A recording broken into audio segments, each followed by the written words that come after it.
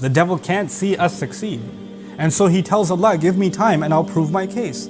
But then what he said, it's so loaded that it's not going to be done in one khutbah. His strategy that it's not even a secret. He didn't even hide what he's going to do and how he's going to do it. He actually laid it all out. And Allah laid it all out for us, because part of guidance, part of knowing the road is knowing the dangers on the road. So know your enemy, right? So you can't Allah didn't just give us directions. Here's how you get to heaven. Well, here are all the obstacles on your way to heaven. Here's all the obstacles that will keep you from succeeding. And here's your enemy waiting for you. So he says to Allah, قَالَ فَبِمَا أَغْوَيْتَنِي. And it is only because you made me turn the wrong way. This is what he says to Allah. It is only because you made me turn the wrong way. Who does he blame? Allah. This was your scheme. This was your plan. You knew it would bother me that Adam is made from dirt, and you messed, because you're all-knowing, you messed with me anyway, and you made me sin. It's your fault, not my fault. You got me into this. You did this to me. You just don't like me. You have it out against me. You're the one who cursed me. You're the one who doesn't want me to be forgiven. And because you did this to me, I'm going to do this to these human beings that you love so much. So the first part of that is blaming Allah. And because in his response, you could see, first he refused to do sajda. That was a distance away from Allah. Then he took another step and he said, well, I'm better.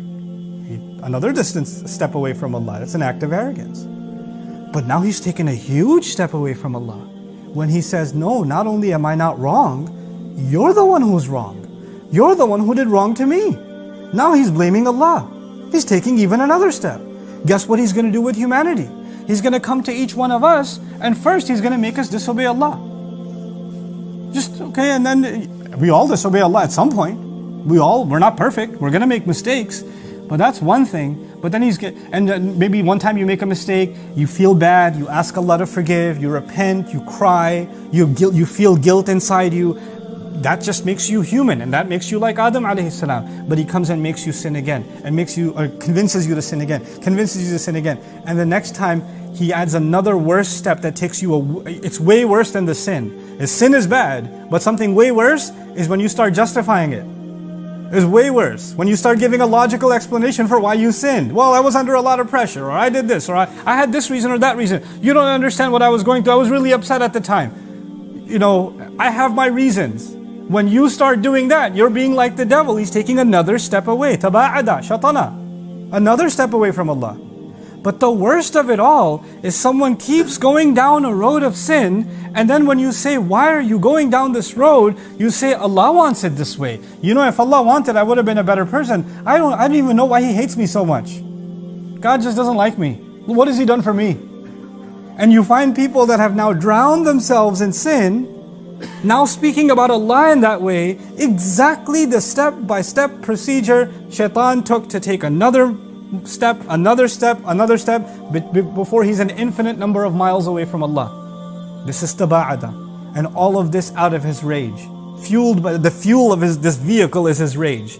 So he will want that for humanity. And so he says now to Allah, you're the reason. You're the cause.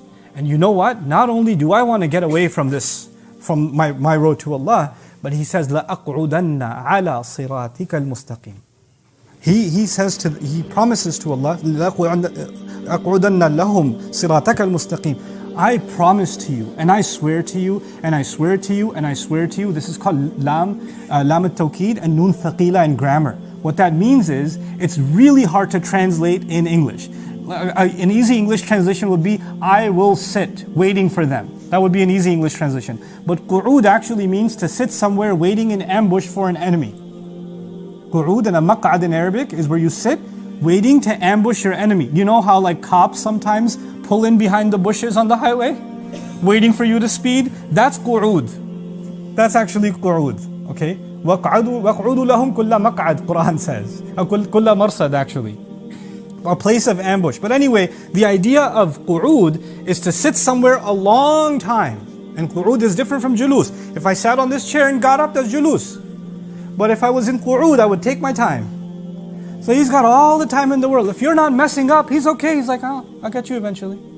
I'm waiting, I'm waiting, I'm waiting. He's studying you. إنهم يرونكم هو وقبيله من حيث لا ترونهم. He and his minions are constantly watching you, surveying you from places you can't imagine. They're studying your behavior. They're looking at how you respond to things. They look at what upsets you, what makes you happy, what makes you slip, and then they use that against you. You're literally the psychological subjects of these devils. And so he promises Allah the strangest promise.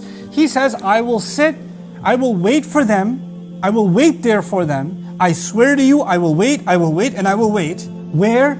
On your path that is straight. On your straight path. Sometimes people ask the question, I understand when disbelievers mess up. I understand when people who don't believe in God are drinking and clubbing and adultery and all this other stuff. I get it.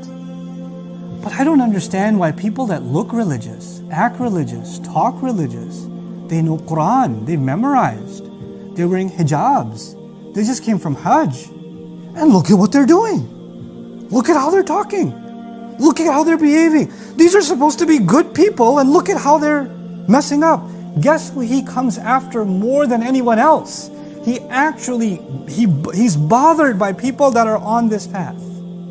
And he waits to attack you. And when he fails, he moves down 1 mile and says, okay, when you pass this mile marker, maybe I'll get you then. And when you make him fail again, he moves ahead and waits for you again. And you keep going down this path, and he will come at you and come at you and come at you. You know, people that haven't changed for Allah, people that are still in sin, they look at someone who's trying to change and say, you're a good person. You know, Allah made it easy for you. Allah didn't make it easy for anyone. The devil comes to everyone.